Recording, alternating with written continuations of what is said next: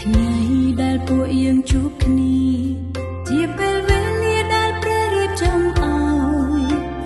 ប្រៀបបីដូចជាអំណោយនៃក្តីស្រឡាញ់អូនសូមអរព្រះគុណអរព្រះគុណដល់ព្រះវរបិតាដែលទ្រង់ប្រងមេត្តា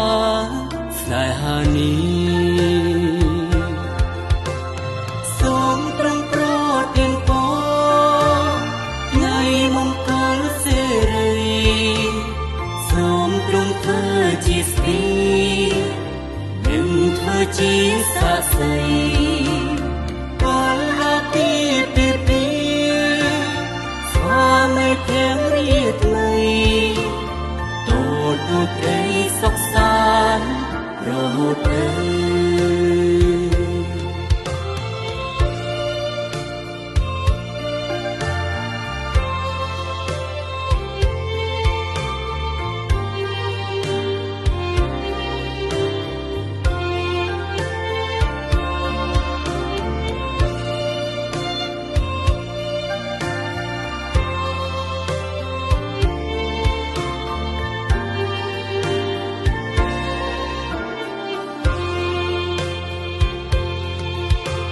ថ្ងៃដែលពួកយើងជួបគ្នា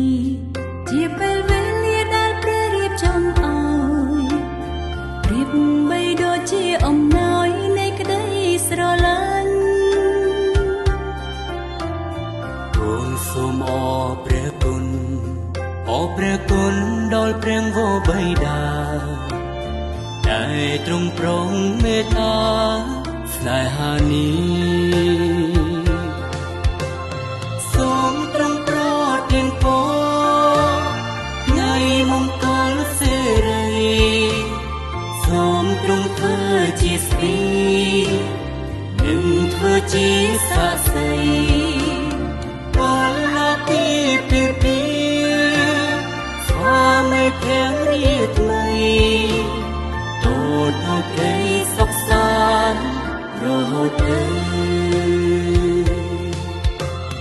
សូមទ្រង់ប្រទានពរថ្ងៃមង្គលសិរី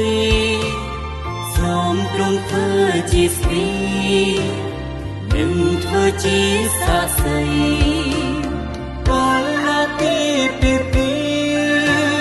ស្វាមីទាំងរាថ្មីទូលត្រីសុខសាន្តរហូតទៅ